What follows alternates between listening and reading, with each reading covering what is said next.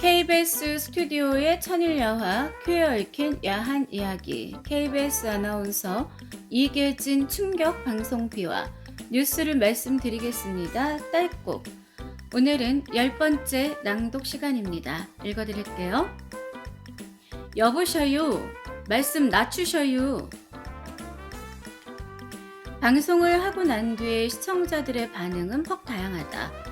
그냥 보고 즐기는 사람, 방송과 현실을 지나치리만큼 연관시키는 사람, 꼭 한 번씩 짚고 넘어가야 직성이 풀리는 사람, 방송에 나온 것에 대해서 항상 불만이거나 못마땅하게 생각하는 사람, 혹은 방송의 내용에 대해서는 깊은 믿음을 갖는 사람.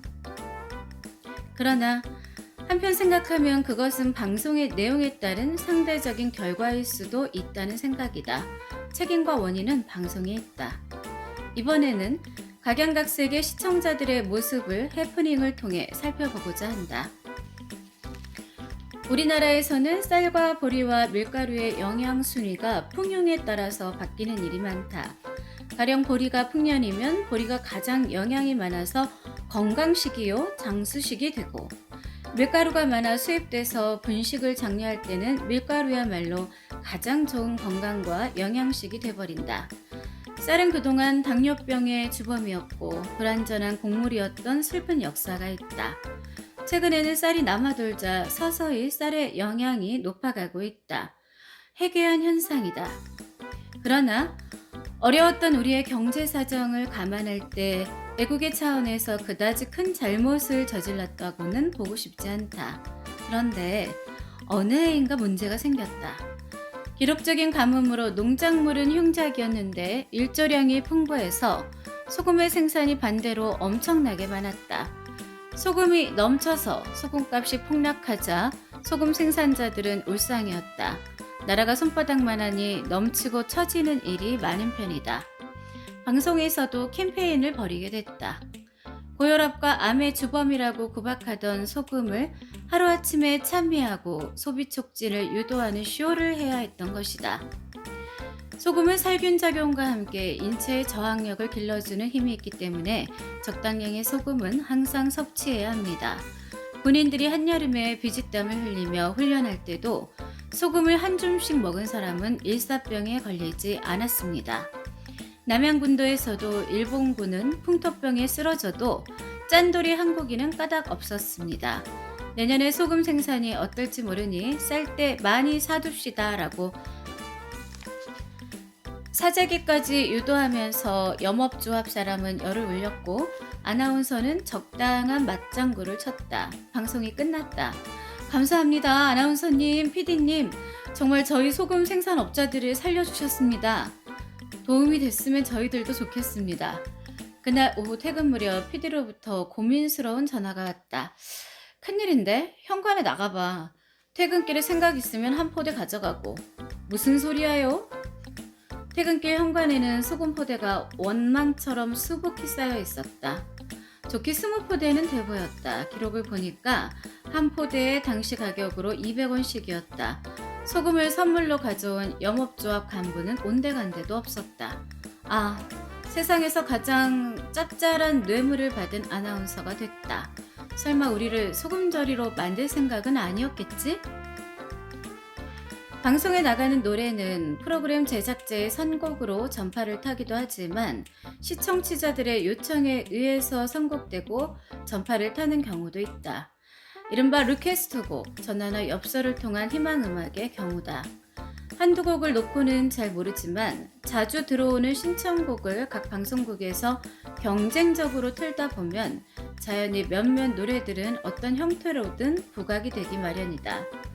1980년 8월에서 9월 무렵에는 정치적, 사회적으로 격변과 혼란의 분위기를 반영하는 노래들이 많이 유행했는데 이미 불려진 노래가 그 제목에서 풍기는 의미 때문에 어떤 새로운 시각으로 받아들여져서 화제가 됐었다.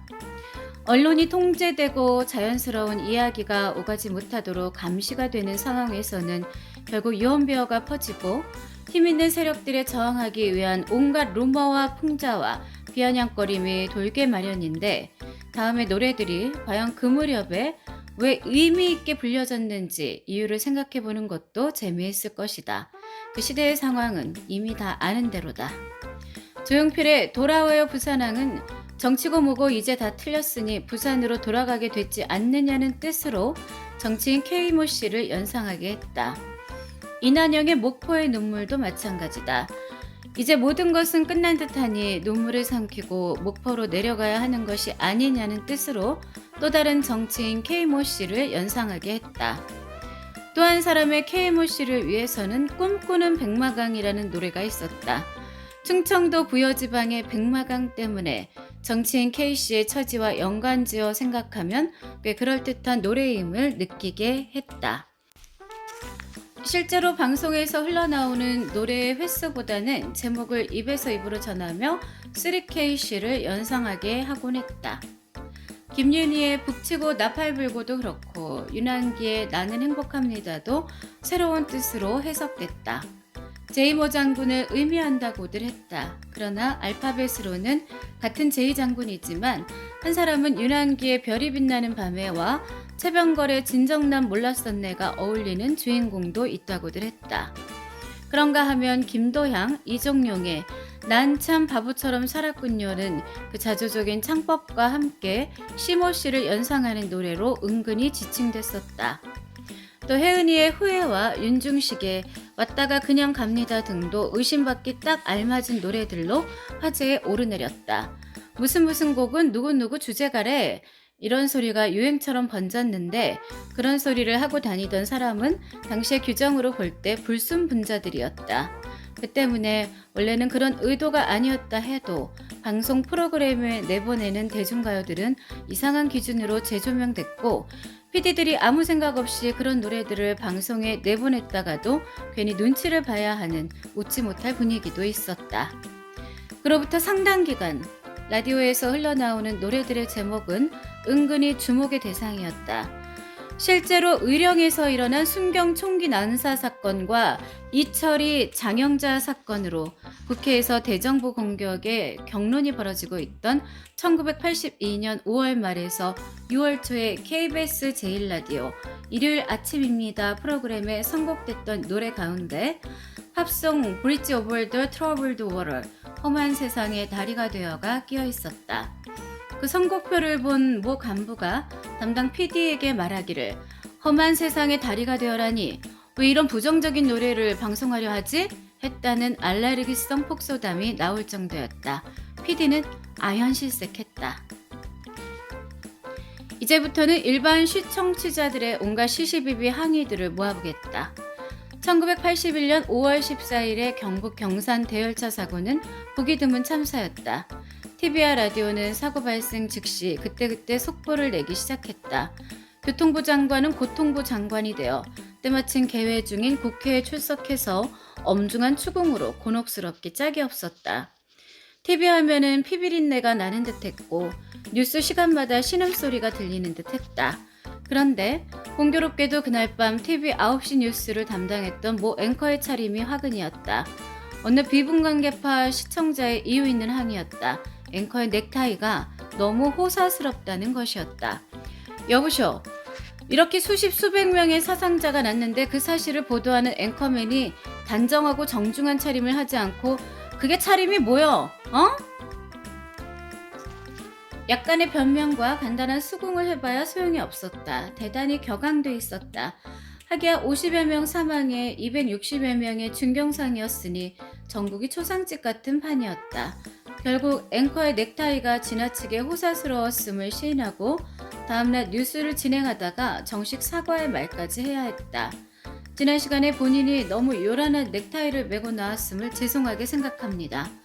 잘한 것은 아니지만 방송 출연자가 방송 내용에 맞추어서 옷을 입고 차림을 하는 것도 어느 정도지 뉴스 같은 다양한 아이템들이 나가는 경우는 참으로 난감하다. 슬픈 뉴스, 기쁜 뉴스가 마구 뒤섞여 나가는데 그걸 어찌할 것인가.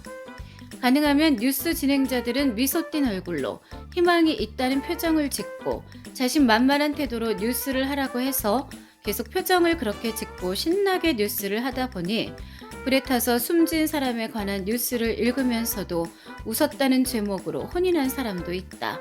표정이 착각을 일으킨 것이었다. 주로 밤 9시 뉴스가 표적인 경우가 많은데 함께 방송하는 여자 앵커의 경우는 더욱 애를 먹는다. 옷을 심플하게 입으면 촌딱 같다느니, 성의가 없다느니, 시청자를 무시한다느니 등의 항의가 들어오고, 좀 신경 써서 입으면 사치를 조장한다느니, 패션쇼 하느냐니, 옷장사 하는 거 아니냐느니, 누구 약 올리느냐니, 절약 검수의 모범을 보여야 할 아나운서가 그래서 쓰겠냐느니, 옷자랑 이제 그만하라느니. 정말 말씀이 많다. 어느 날 아나운서 K 모양이 9시 뉴스를 할 때 이브생로랑 표가 붙어있는 아주 조그마한 표시였음 옷을 입고 있었는데 즉각적이고도 거품 발생적인 항의가 들어왔다. 자세히 보지 않으면 그냥 무슨 무늬처럼 보일 뿐이었고 또 옷은 진품이 아닌 이태원성 싸구려였다. 야, 이거 왜 이래 이거? 왜 그러십니까? 나 시청자인데 지금 뉴스하는 여자 말이야. 네, 뭐 잘못됐습니까? 그 여자 가슴팩이 좀 보란 말이야. 네? 그런 거 입어야 하겠어? 점잖고 좋지 않습니까? 뭐야? 이브생 로랭을 입었잖아. 사치 조장하는 거야? 아이고, 선생님도 진짜 이브생 로랑이 아니고요. 싸구려 가짜 상표 옷입니다. 뭐야? 그렇다면 더 큰 문제야. 네? 가짜를 입으면서까지 외제 유명 상표 옷을 버젓이 입고 TV에 나와야 하는 거야? 네, 100번 1000번 잘못했습니다. 당신들 내 말에 자꾸 야지 놓고 승복하지 않으면 당신네 사장한테 전화할 거야. 옷에 관한 시비는 컬러TV가 등장한 후에 많았는데 주로 여자 아나운서들이 수모를 당해야 했다. 뉴스, 쇼, 대담, 중계차 등 어디에서나 그 상황은 마찬가지였다. 무슨 옷이 꼭 잠옷 같으냐? 무슨 돈이 많아서 매일 갈아입느냐? 사실은 여자 아나운서들끼리 서로 바꿔 입는 알뜰한 아이디어는 몰라주고, 옷이 왜 그렇게 혼란스러우냐? 무슨 옷이 꼭 빌려 입은 것 같으냐? 옷이 왜 남자 옷 같으냐? 무슨 옷이 그렇게 꼭 끼느냐? 옷이 비쳐서 브레이저 끈이 보인다. 눈도 좋으시지. 이런저런 항의를 다 듣다 보면 으이구 속타. 1981년 5월 7일 방송사상 유례없이 아침 9시부터 야구 중계 방송이 있었다. 대통령배 고교야구 이틀째 경기로 세관고등학교와 휘문고등학교의 경기였다. 아나운서들은 새벽 6시에 일어나 야구장으로 직행해야 했다. 기록적이었다. 관중은 약 100명 정도의 야구광들, 새벽잠도 덜 깬 선수들의 경기를 아침밥도 제대로 못 먹은 아나운서들이 중계를 하면서도 신나게 안타, 세이프, 홈런을 외쳐댔다. 그러나 기록은 깨지기 위해서 있는 것이다. 1981년 8월 9일에는 아침 8시부터 야구 중계가 시작됐다. 봉황택이 고교야구 연장 경기였는데 대회 진행상 차질을 빚지 않기 위해서 꼭두 새벽에 경기가 벌어졌고 중계방송을 했던 조조 야구 중계 기록이었다. 이때나 그때나 야구 중계는 그 인기 때문에 빈도수가 가장 높고 봄부터 가을까지 라디오를 틀었다 하면 홈런 안타 하는 아나운서의 목소리가 쩌렁쩌렁했다. 그러나 모든 사람이 야구팬인 것은 아니다. 축구팬도 농구팬도 음악팬도 있는 법이다.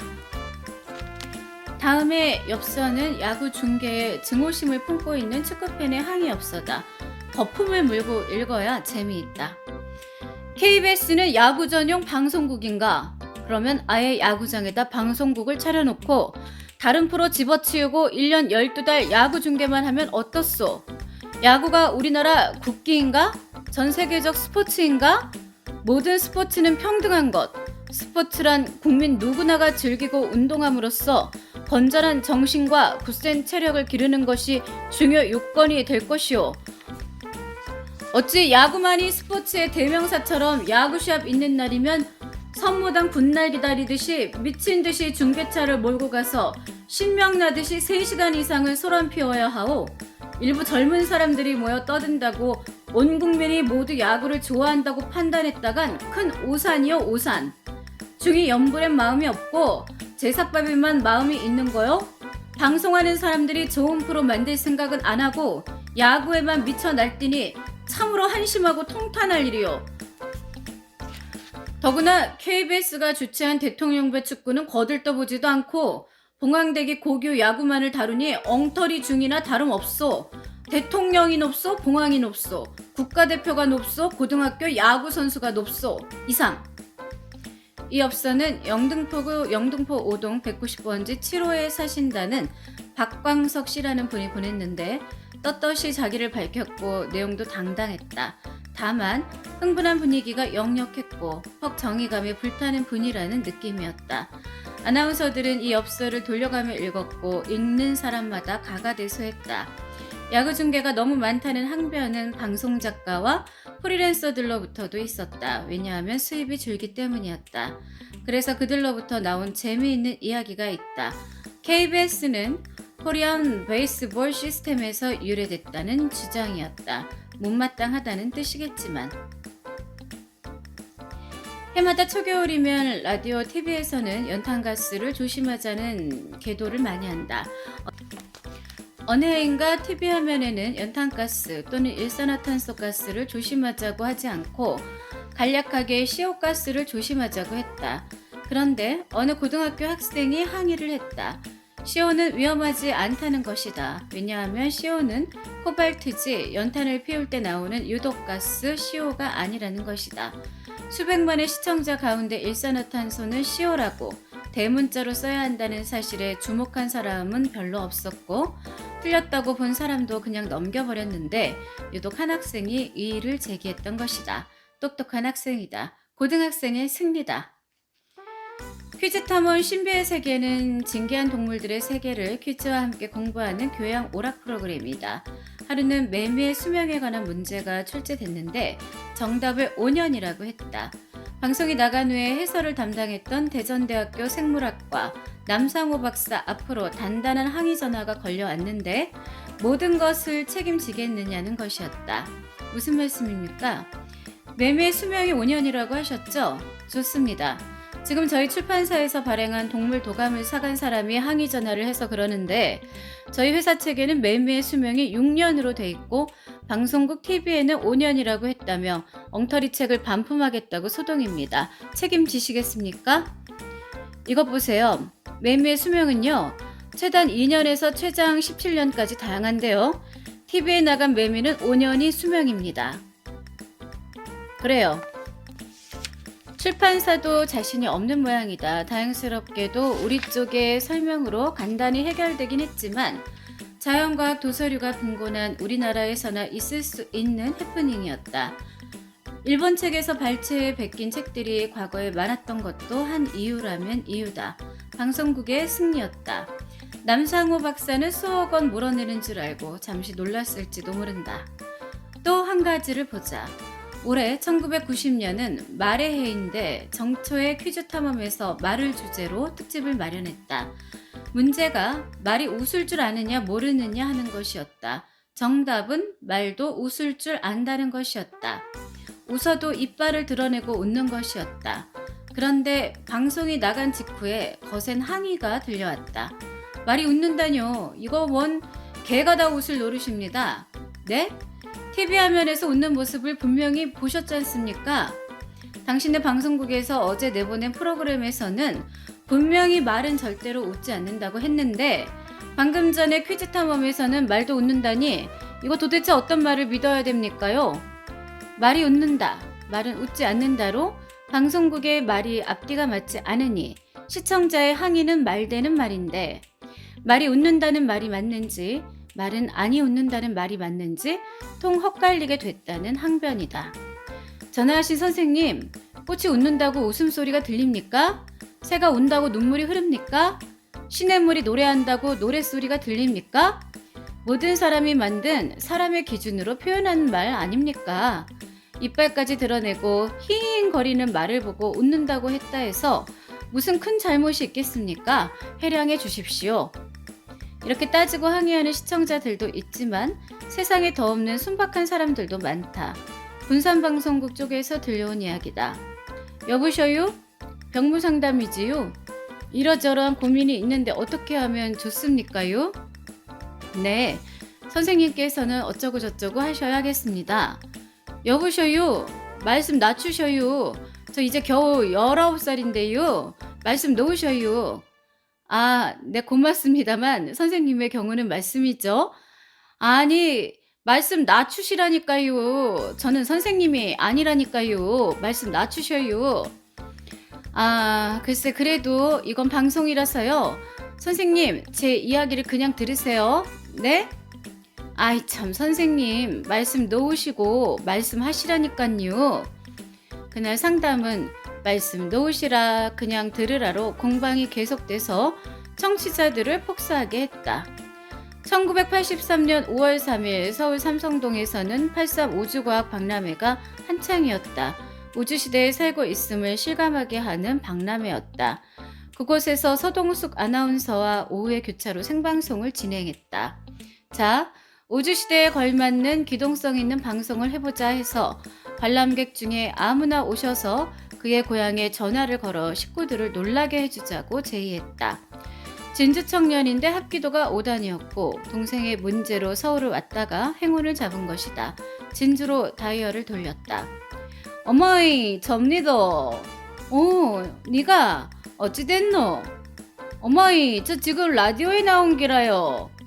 뭐라 캤노 지금? 니가 나지오예? 하더니 전화가 뚝 끊어졌다. 띠띠띠. 방송사고다. 기술진이 다시 후다닥 손을 써서 연결이 됐다. 다시 방송은 이어졌다. 알고 보니 시골의 어머니는 서울 간 아들이 라디오에 나온다는 소리를 듣고는 전화를 팽개치고 라디오통 앞으로 달려가 라디오에다 대고 이봐라 말하그라를 외쳤다는 것이다. 우주 박람회장에서 있었던 순박한 한국의 어머니와 아들의 해프닝이었다. 서울에서 전화를 재차 걸 때까지 어머니는 네가 웬일로 라디오에 다 나오노? 동생 일은 어떻게 됐노? 삼촌은 안녕하시드나? 언제나 내려올 기고를 혼자 소리쳤다는 것이다. 헤헤헤헤. 1981년 4월 12일 밤 9시에 미국은 우주왕복선 콜롬비아호를 발사했다. 원래는 이틀 전에 발사할 예정이었는데 기상의 악화로 연기됐던 것이다. 그런데 그로부터 닷새 후에 재미있는 엽서가 날아들었다. 오후에 교차로 담당자 앞은 생략. 듣자하니 미국이 우주선을 발사한다는데 기상이 나빠서 고생을 하는가 봅니다. 이 못난 시골의 한 노인이 천신에게 계속 기원하고 있는 중인데 저의 음양오행 천문기상 연구에 따라 미국에 한 가지 충고하려 합니다. 4월 10일과 11일은 우태기가 있고 4월 12일과 13일은 약간 우태기가 이으며 4월 20일과 21일은 청명하고 좋을 것이요 4월 13일만은 불길합니다. 한국 천문학 소식을 빨리 전보쳐서 4월 20일이나 21일에 발사하라고 전하십시오. 이만.